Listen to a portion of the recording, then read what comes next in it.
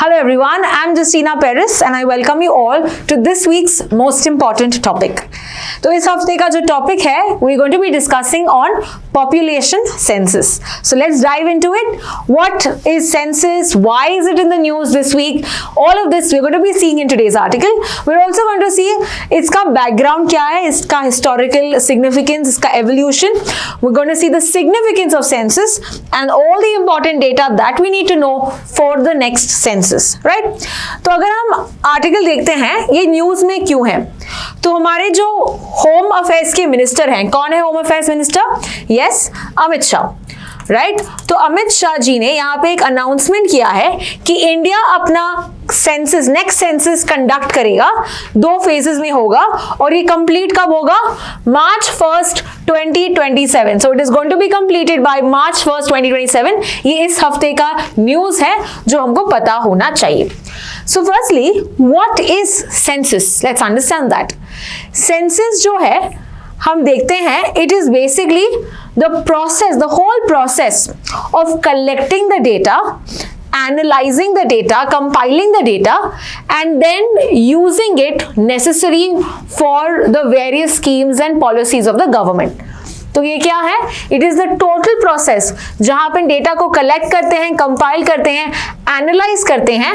And ये कैसा data है? ये with regard to the demographic, यानी कि पॉपुलेशन. डेमोग्राफिक का मतलब है पॉपुलेशन, मतलब कितना हमारा पॉपुलेशन है इन दिस, कितने बुजुर्ग हैं, ओल्ड एज कितने हैं, कितने यंग जनरेशन है, कितने महिलाएं हैं, कितने मेल्स हैं, right, as well as economic and social data. यहाँ पे हम कास्ट के बारे में, कौन से कास्ट में आते हैं, या शेड्यूल कास्ट है या शेड्यूल ट्राइब है या ओबीसी है, ये भी गिनती करते हैं. As well as with regard to economy, right, यहाँ पे कैसे क्लासेस की बात करें, okay, to understand per capita इनका इनकम क्या है, एवरेज इनकम क्या है, ये भी हमको पता चलता है. ओके, सो आमदनी के बारे में भी हमको पता चलता है, कितना कैसे कमाने वाले जो एज ग्रुप्स में आते हैं, लेवल्स में आते हैं, ये सब भी पता चलता है. Right, so this is with regard to in a country, the data that is collected, the data that is compiled and the data that is disseminated within a country, that is called as population census. तो अगर हम census in India की बात करें, हम देखते हैं कि ये यूनियन सब्जेक्ट में आता है. We know in the 7th schedule consists of 3 lists: state list, union list and concurrent list. Right, तो स्टेट लिस्ट की अगर हम बात करें, यहाँ पे कौन लॉज बनाता है? स्टेट लिस्ट में बनाता है उस स्टेट का विधानसभा, या उस स्टेट का हम बोलते हैं स्टेट लेजिस्लेटिव असेंबली. यूनियन में जो सब्जेक्ट्स आते हैं, ये लॉज कौन बना सकते हैं? The law making power is the parliament, और पार्लियामेंट में यानी कि Lok Sabha and Rajya Sabha, only they can make laws. तो कॉन्करेंट में कौन लॉज बना सकता है? कॉन्करेंट में दोनों यूनियन और स्टेट दोनों बना सकते हैं. तो एग्जाम्पल की बात करें, if you talk about state, we have subjects like law and order, right, with regard to health, ये सब state में यहाँ पे governments law बनाती हैं. Whereas union की बात करें, when you talk about defense, we talk about banking, we talk about the finances, right, तो ये important subjects हैं जो सिर्फ union यानी central government law बना सकती है, सिर्फ लोकसभा या राज्यसभा law बना सकती है. And concurrent में दोनों laws बना सकते हैं. For example, education में center भी law बना सकती है, स्टेट भी लॉ बना सकती है. लेकिन मान लो कि अगर कोई क्लैश होता है दोनों लॉज के बीच में, तो किसका लॉ चलता है? दैट इज द सेंटर का लॉ. सेंटर का लॉ यहाँ पे चलेगा. तो अभी अगर सेंसस की बात करें, we understood it is an all over India thing. तो यहाँ पे स्पेसिफिक स्टेट अलग अलग नहीं करेंगे, ये ऑल इंडिया लेवल एक्सरसाइज है. तो कहाँ पे कौन से सब्जेक्ट में आएगा ये? It is going to come in the union subject, because it's all over India, यानी यूनिफॉर्म होना है. So this is a union subject. Entry number 69 list है एंड ये 7th शेड्यूल के अंदर आता है.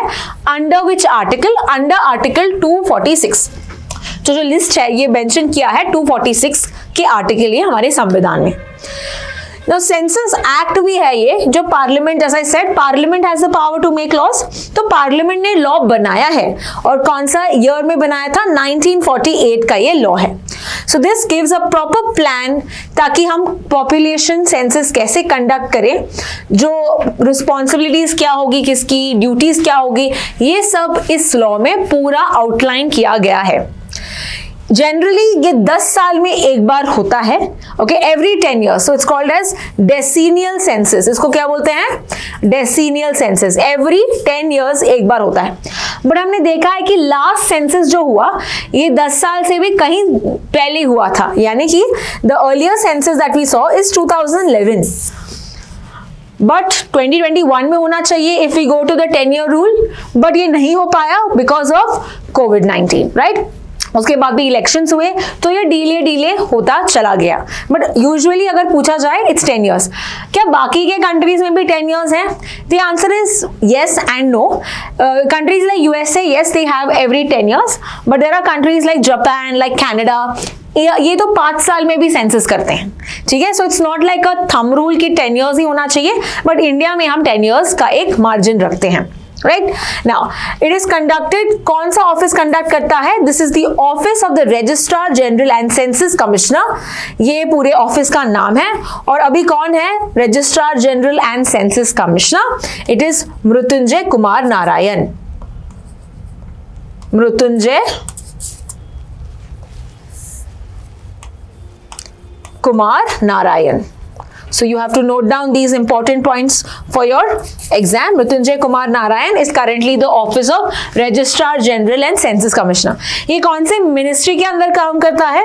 यानी कि the whole process आपने स्टार्ट में भी देखा है कि मिनिस्टर ऑफ होम अफेयर्स ने अनाउंस करते हैं। यस, सेंसस का जो कलेक्शन है और सब ये मिनिस्ट्री ऑफ होम अफेयर्स देखता है।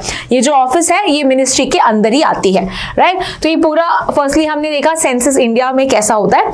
नाउ लेट्स अंडरस्टैंड कि what is the number of the census? This is the 16th census, यानी कि पहला सेंसस कब हुआ था? पहला सेंसस हुआ था 1872 में, और अगर हम गिनती करते हैं this will be the 16th in number।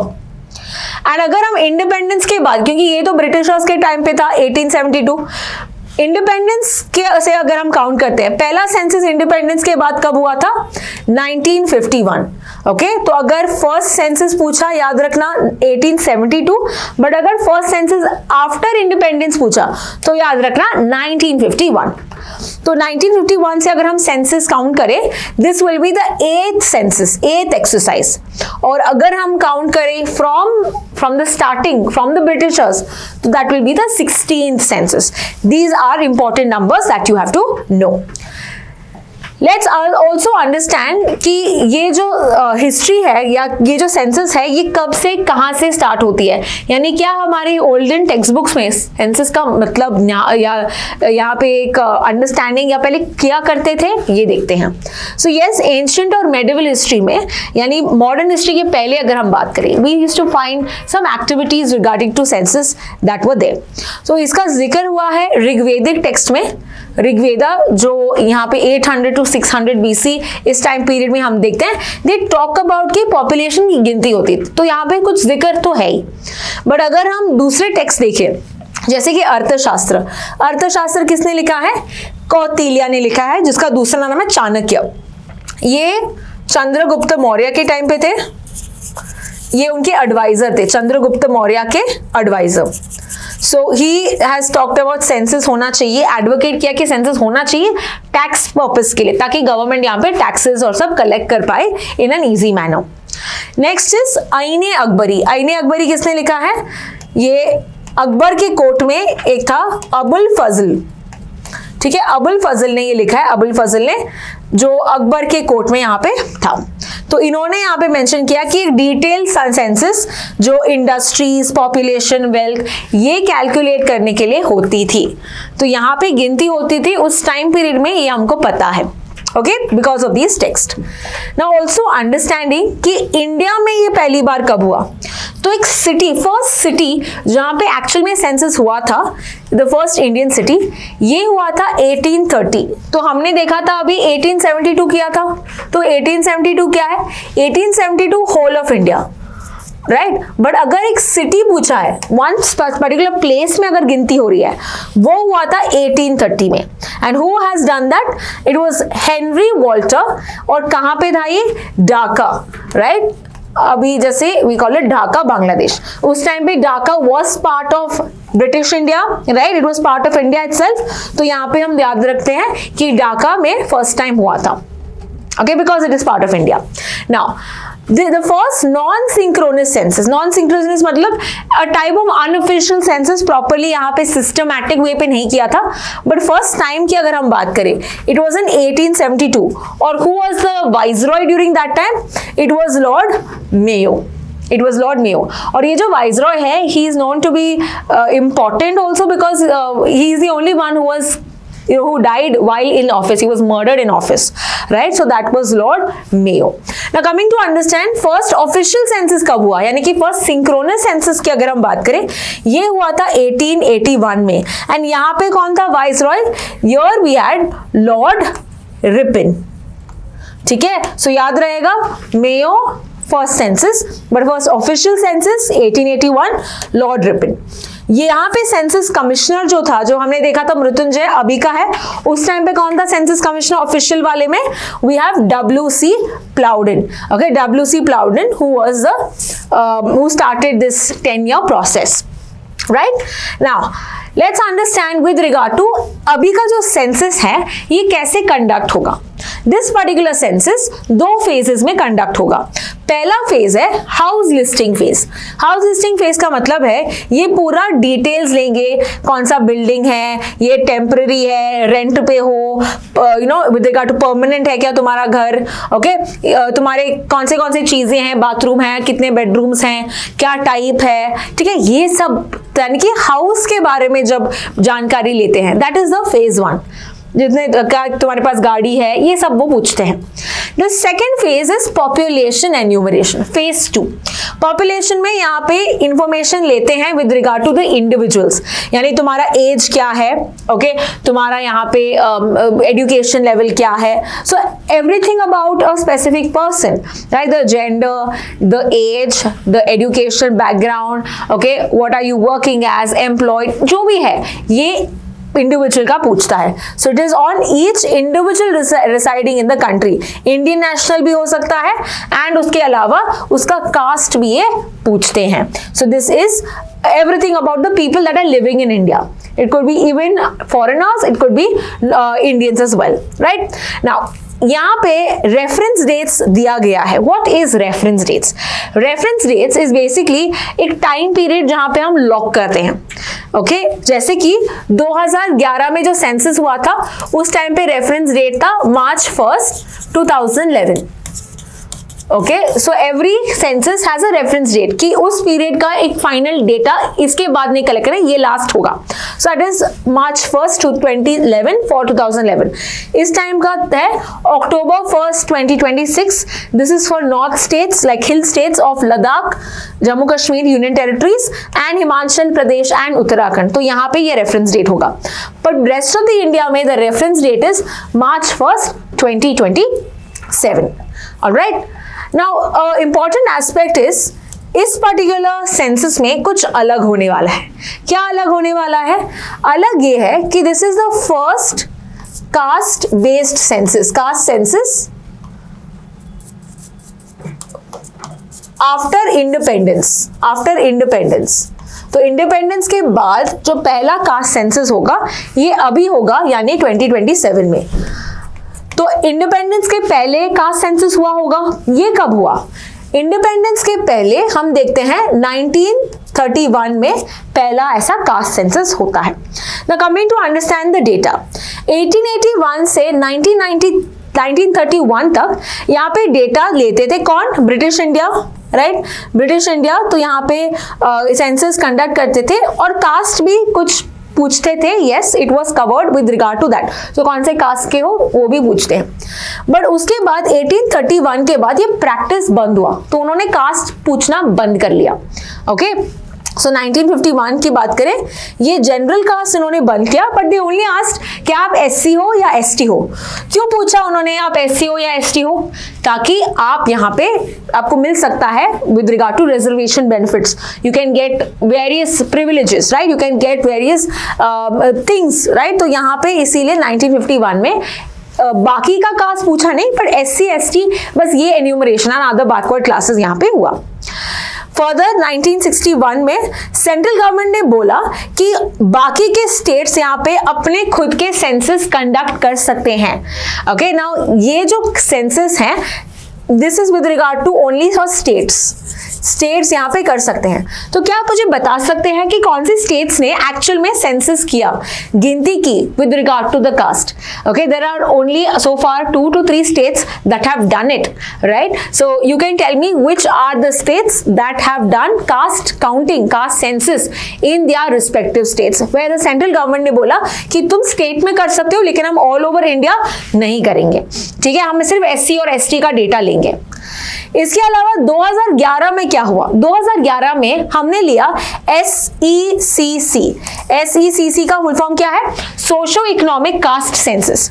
Socio economic caste census में इन्होंने डेटा तो ऑब्टेन किया था about various socio economic groups, socio economic status, पर ये जो डेटा है ये पब्लिश नहीं किया। So this is not available to any of the Indians, it's only for the personal usages. और यहाँ पे भी बहुत सारी चैलेंजेस थे, चैलेंजेस यही थे कि you know there are duplication of names, duplication of caste, so all of this were the problems that we saw in SECC and ये data यहाँ पे publish नहीं किया गया था। So the last census that we see जहाँ पे actual में caste census publish किया था, collect किया था, वो कौन सा था, 1931। इसके बाद अभी हम देख रहे हैं that is 2027। Now there's one more reason why this census is very important. It is because इस particular census में it is the first fully digital census. It is the first fully digital, यानी कि यहाँ पे normally क्या होता है, तुम्हारे घर में आ जाते हैं mainly school teachers, government officials जो डेटा लेने आते हैं, right, and this is a simple pen and paper model जो यूज करते थे। पर अभी बोला गया है कि this is going to be completely digital, यानी कि ये एक डिजिटल प्लेटफॉर्म में किया जाएगा and that is how things are going to be transparent.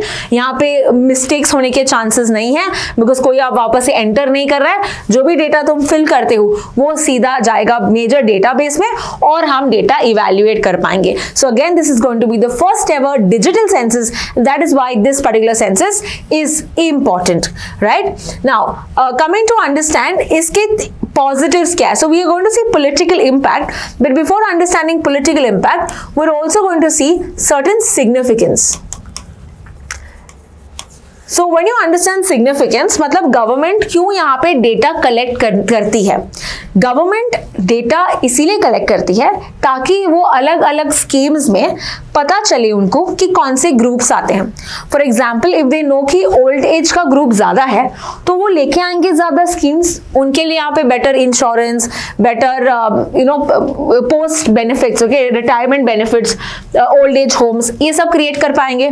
पर अगर उनके पास डेटा ही नहीं है कि कितने ओल्ड एज होम्स हैं, कहाँ पे ज्यादा स्टेट, कौन से ज्यादा कुछ स्टेट में है, अगर इनके पास ये डेटा नहीं होगा, how are they going to make the schemes, right. So firstly this is mainly important for helping the government to create better schemes.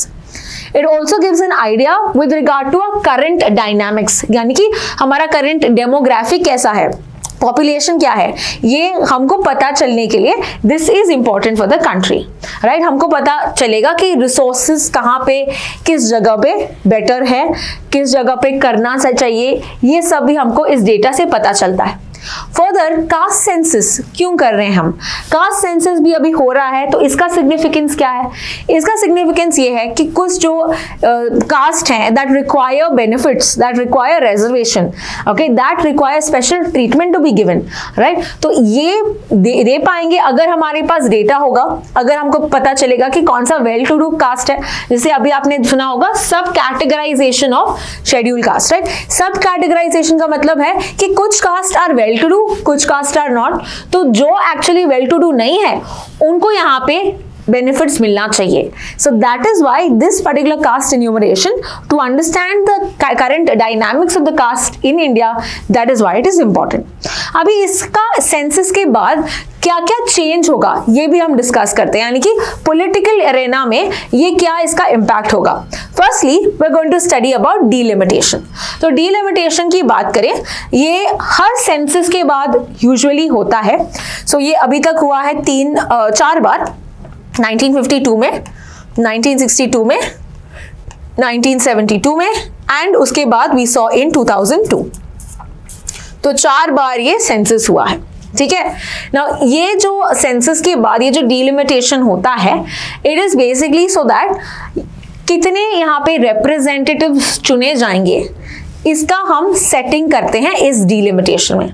हमको पता है लोकसभा के इलेक्शंस होते हैं, स्टेट लेजिस्लेटिव के इलेक्शंस होते हैं, जहां पे लोग यहाँ पे वोट करते हैं, राइट. लोग यहाँ पे वोट करके अपने रिप्रेजेंटेटिव चुनते हैं, राइट. सो यहाँ पे भी हम देखते हैं लोकसभा के कितने सीट्स होने चाहिए, कौन से region according to the population, right. So basically मान लो उत्तर प्रदेश में पॉपुलेशन ज्यादा है तो वहां पे ज्यादा रिप्रेजेंटेटिव्स चुने जाएंगे. अगर सिक्किम में पॉपुलेशन कम है तो वहां पे कम लोग जाएंगे, यानी कि हमेशा जो सीट्स हैं they are proportional to the population, they are proportional to the population, right. Further कितने यहाँ पे कॉन्स्टिट्यूएंसीज होंगे, मतलब जो एरिया है ये इक्वल होना चाहिए. हर जगह से जो रिप्रेजेंटेटिव चुना जाएगा ये सभी इक्वल होना चाहिए. ऐसा नहीं होना चाहिए कि एक बड़ा सा कॉन्स्टिट्यूएंसी है और दूसरा छोटा कॉन्स्टिट्यूएंसी है और ये इलेक्ट कर रहे हैं. तो इसीलिए टू एंश्योर कि ऐसा सिचुएशन हो जहां पे सभी, जैसे हम मोदी जी को सिलेक्ट कर रहे हैं फ्रॉम अ कॉन्स्टिट्यूएंसी, तो जहां पे मोदी जी सिलेक्ट कर रहे हैं वहां के जो लोग वोट कर रहे हैं as compare to another constituency जो प्रॉब्ली दूसरे इलेक्ट कर रहे हैं वो सेम होना चाहिए, राइट. 10 लाख अगर मोदी जी को वोट कर रहे हैं, बाकी के 10 लाख जो है एक दूसरे पर्सन को चुन रहे हैं, ऐसा होना चाहिए, इक्वल होना चाहिए. So these are called constituencies. तो ये कौन चेक करता है, कौन ड्रॉ करता है? somebody known as the delimitation commission. तो हमारा जो रिप्रेजेंटेटिव है ये इक्वल होना चाहिए उनके राइट्स में, राइट. इसीलिए ये कमीशन बना है 4 बार. Now to understand with regard to this हम देखते हैं कि कौन से यहाँ पे अमेंडमेंट्स हुए हैं. तो 42nd कॉन्स्टिट्यूशनल अमेंडमेंट अगर हम देखें जो 1976 में बोला, ये इन्होंने यहाँ पे अमेंडमेंट दिया कि जो सीट्स हैं ये 2001 तक फ्रीज करेंगे, यानी कि सीट्स हम बढ़ाएंगे नहीं, सीट्स जो है वो फिक्स करेंगे. जो 1976 में जो बोला था कि 2001 तक वो ही हो जाएगा. क्यों ये बोला था कि 2001 तक ही ये होगा seats? It was said so because यहाँ पे हम देखते हैं कि south India states, south India states यहाँ पे बहुत उन्होंने मेजर्स लिए थे अपना पॉपुलेशन कंट्रोल करने के लिए. बिकॉज जब इंदिरा गांधी जो प्रधानमंत्री बनी थी, शी सेड कि हमको फैमिली प्लानिंग पे फोकस करना चाहिए बिकॉज हमारी आबादी जो है, हमारा पॉपुलेशन है ये बढ़ रहा है. सो टू इंश्योर कि हम उसको सही से to ensure that we are not increasing in the number, we got a lot of schemes, a lot of measures, a lot of policies, जिसके कारण साउथ इंडिया ने पॉपुलेशन को कम किया. बट नॉर्थ इंडिया में ये पॉपुलेशन अभी भी बढ़ रहा था. तो उस हिसाब से, उस लॉजिक की वजह से आई टोल्ड यू ना, पॉपुलेशन ज्यादा सीट्स ज्यादा, तो ये तो अनफेयर है टू साउथ इंडिया स्टेट्स. तो इसीलिए 42nd कॉन्स्टिट्यूशन अमेंडमेंट आया और उन्होंने बोला कि हम जो सीट्स हमने चुने हैं ये 2001 तक ये कंटिन्यू होंगे. Okay, we are not going to be having delimitation commission to ensure that the seats have been increased. ठीक है, जितने आपके सीट्स हैं वही होंगे. पॉपुलेशन बढ़ा है कोई बात नहीं, आपको उतने ही सीट्स मिलेंगे जितने आपको 1976 में मिला है. ओके, 1970 जो ये वाला सेंसस है उतना तक. नाउ 84th अमेंडमेंट आया था 2002 में, इन्होंने वापस से इसको एक्सटेंड कर दिया. तो जो हमने देखा था विद रिगार्ड टू 1971, ये भी बोला था कि यही कंटिन्यू होगा 2026. बिकॉज अगेन साउथ इंडिया के स्टेट्स ने बोला हमने तो आपकी बात सुनी थी, हमने तो पॉपुलेशन कंट्रोल किया, अभी आप बोलोगे कि पॉपुलेशन जो है, पॉपुलेशन के हिसाब से आपके सीट्स बढ़ेंगे, ये तो गलत बात हुई. तो इसीलिए 84th ने बोला कि और भी यहाँ पे इंक्रीज किया टिल 2026. इनफैक्ट अभी भी स्टेट्स डिमांड कर रहे हैं साउथ इंडिया से, बिकॉज इनका पॉपुलेशन कम है, कि और इनके 30 साल कंटिन्यू करो, यानी कि टिल 2056 इसको कंट्रोल करो, इसको कंटिन्यू करो। बट यहाँ पे जो सेंसस है, यानी कि जो अभी जो हम सेंसस कर रहे हैं 2027, इसके बाद एक और डिलिमिटेशन होगा। ओके, अभी इसके बारे में चर्चा होगी इन द कमिंग टाइम्स कि डिलिमिटेशन क्या डिसाइड करती है, क्या ये फ्रीज करते हैं और 30 साल के लिए, या ये सीट्स चेंज करते हैं। This only time will tell, right. So delimitation act जो था 2002, इन्होंने कहा कि ओनली बाउंड्री हम रीड्रॉ करेंगे, जो मैंने बताया ना, जो बाउंड्री है ये बस रीड्रॉ करेंगे, बट हम सीट्स जो थे ये चेंज नहीं करेंगे। तो ये एक्ट आया था 2002 में। Now also understanding women reservation के बारे में, because that is also going to be change after the census of 2027। So what is said कि विमेन को यहाँ पे 106 अमेंडमेंट बिल आया था, 106 कॉन्स्टिट्यूशन अमेंडमेंट एक्ट। ये बिल का नेम था 128। So 128 was the bill, but act कौन सा था? एक्ट था 106। ओके, तो बिल्स बहुत होते हैं, बट जो बिल कन्वर्ट होते हैं एक्ट में, दैट इज ओनली 106। मतलब अभी तक सिर्फ 106 बार चेंज हुआ है हमारा संविधान, इतने बार, इससे ज्यादा नहीं हुआ है, सिर्फ 106 times it has been changed.